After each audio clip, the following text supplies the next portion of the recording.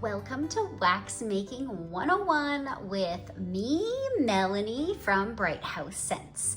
So today I'm going to be making a batch of wax, and the scent that I'm using is apple cider donuts. And I'm gonna walk you through what this looks like and how you could do this at home and how easy it is. So the first thing you're gonna do is you have to figure out what type of wax you wanna use. And if you Google any sort of candle companies, they have all the waxes on their websites, and you can choose what makes sense for wax melts. There's certain waxes that make more sense for wax melts. So I'm using an all natural soy wax. I have a harder soy and a soft soy, and I blend the two together for this.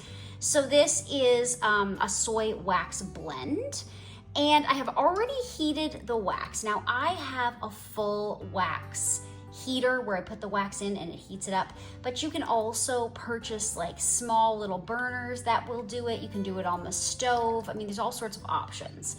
So I've already heated this to save us some time, and I have our fragrance oil already measured out for the amount of wax that we're using today. So the type of wax that you purchase is going to tell you how much fragrance oil the wax can hold.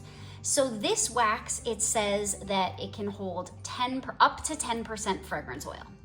So for me, personally, if I only put 10% fragrance oil in this, then I don't think it would be strong enough for what I like and the type of melts that I'm trying to make. So I put a significant amount more than what is recommended. But I've been testing this wax for a while, and I know how much fragrance oil the wax can hold. If you put too much fragrance oil in, it'll just leak out of the wax, and the wax won't be able to hold it.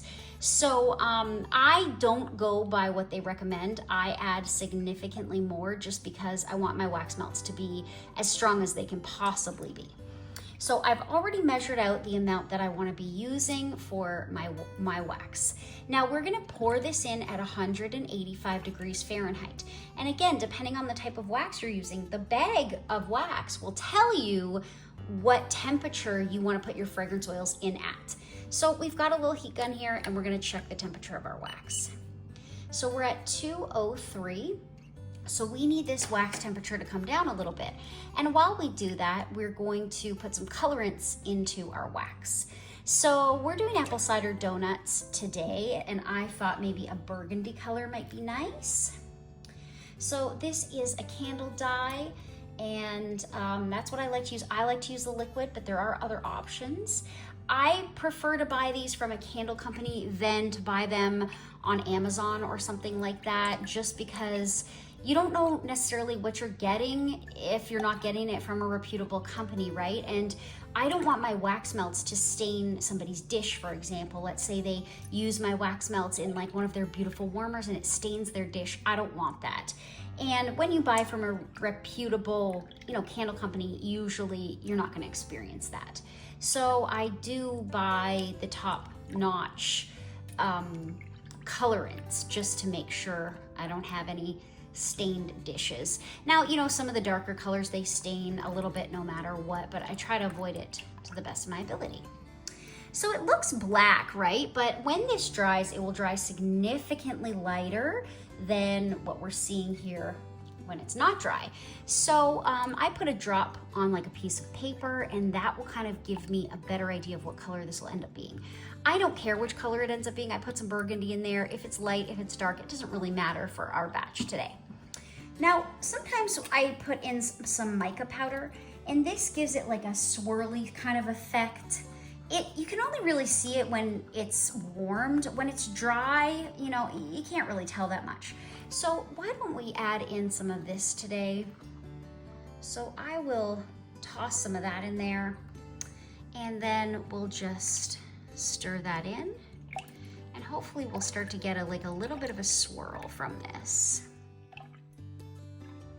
Maybe you can't see it on the camera too well, but it is definitely there.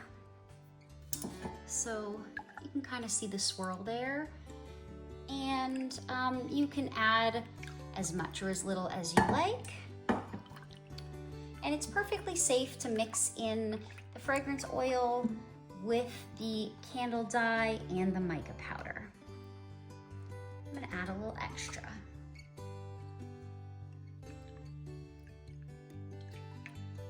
Now we're gonna stir this while it cools down, and we want our wax to be at 185 degrees when we pour our fragrance oil in. Okay, let's check the temperature of our wax one last time. And we are at 181.6, which is perfect. We want to stir our fragrance oil in between 180 and 185. So I'm gonna pour all the fragrance oil in, and I'm just going to stir for 2 minutes. One thing that's important is I'm scooping from the bottom all the way to the top. I'm doing figure eights. I'm making sure to get the spatula all the way down at the bottom, moving it around down there too. And I'm gonna hold this measuring cup over the pouring pot here for as long as I can, because drops are gonna continually come out of this. And I wanna get every drop of fragrance oil that I can. So I'm just taking my time, scooping it up, nice and slow. And I'm gonna do this for 2 minutes, or maybe even 3 minutes. Okay, we've been stirring for about 3 minutes now, and we are ready to pour our wax. We wanna pour this specific wax at about 170 degrees. So it's cooled down to 170 degrees now, and we're gonna pour it. Now, I'm not gonna pour from this huge pouring pitcher because I'll make a disastrous mess. This is quite heavy. I'm gonna pour it into a smaller little pitcher that makes it easier for me to pour into the clammies.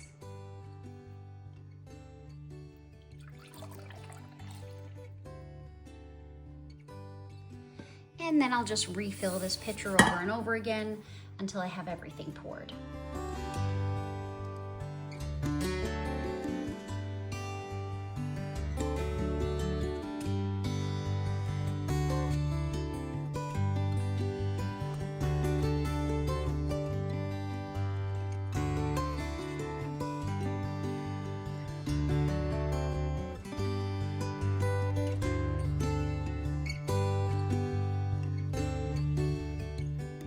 Okay, so now they've started to dry quite a bit, and there's almost like a layer on the top that we could potentially put some sprinkles on.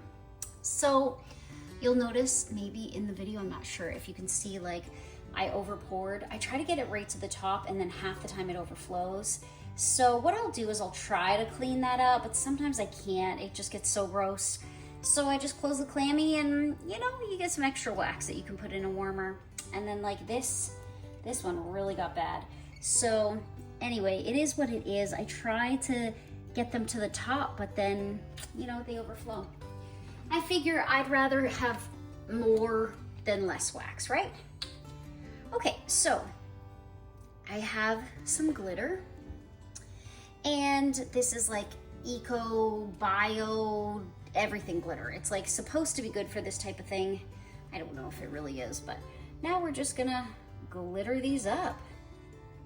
I try not to do glitter, go too hard on the glitter, because I know some people don't like it. But then at the same time, it's just so cute. So I don't put glitter on all my wax melts, but on some of them I do. What you don't want to do is just go to a craft store and buy, just random sparkles.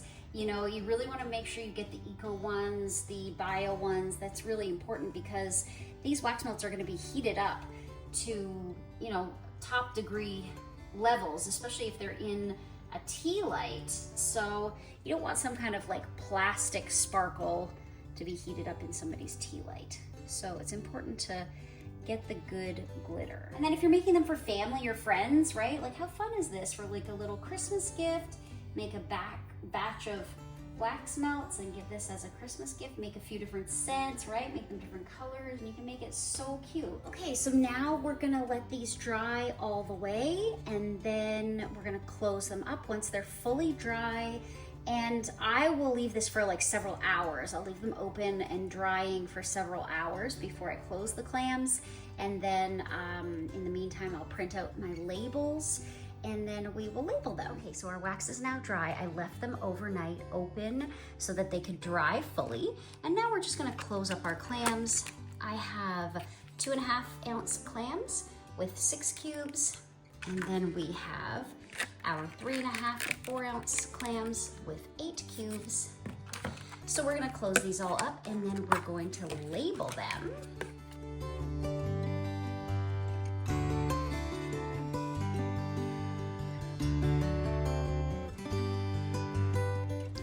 Okay, you'll notice that our last one here is kind of an over pour and there's extra wax here. I could use a knife and clean that all up, but for today's purposes, I'm not going to. And if you get this clam in your order, you can just take that wax and put that in your warmer. It gives you a little bit of extra wax there.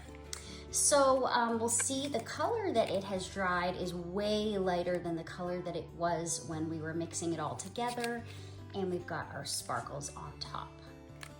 Okay, so now I have a thermal label printer and I printed these labels. I like these specific ones because they're all kind of different shapes, but they're all generally the same size.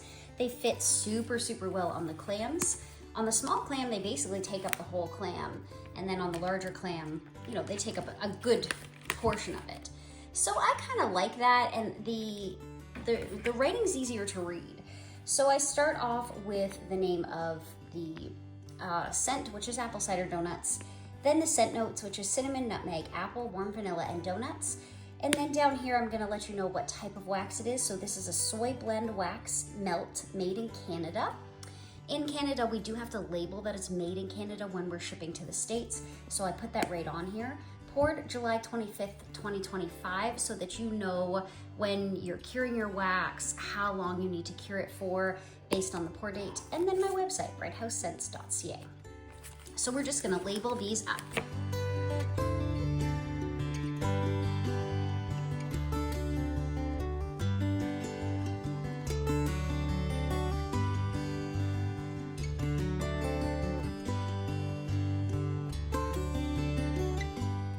We are all done our labeling.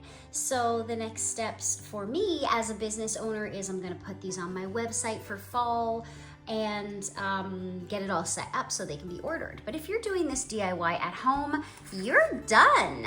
You just need to let these cure.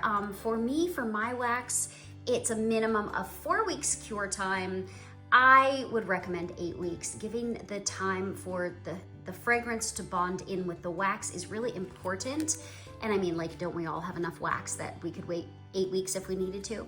So yeah, I would say give it at least 4 weeks. If you can wait 8 weeks, great. And then you're just gonna pop your cubes out, put them in your warmer, and enjoy the fragrance. So for my wax, I like to warm it in a tea light warmer. So this is where you would put a candle and then the candle would heat the top. The cubes would go in here and it would melt down. Just the wax that I use does work better if it gets really hot, and these tea light warmers get super hot. So I like to use this, but I also use Scentsy warmers, like hot plate warmers, electric warmers, and as long as those are stronger warmers, like a 25-watt bulb or you know, a strong hot plate warmer, they will also release the scent and warm the wax for you. So it's just sort of preference. So you'll just take like a little tea light candle, and we'll put that right in here. And it gives us a nice glow, super cute. And then we'll warm our wax. Now today, I'm not going to warm our apple cider donuts just because I just poured them. I wanna give them cure time so that I can get the best scent release. So I will warm a scent that I poured a few weeks ago. And I'm just gonna take 2 cubes, and I do 2 cubes in these warmers because they get pretty hot and they accommodate 2 cubes. I would say 2 cubes is like the max. You don't really want to put more than that for my wax specifically, because you want it to melt all the way through and get nice and hot to release the most scent. So if you have a smaller warmer, or if your bulb maybe isn't super strong in your warmer, maybe start with 1 cube.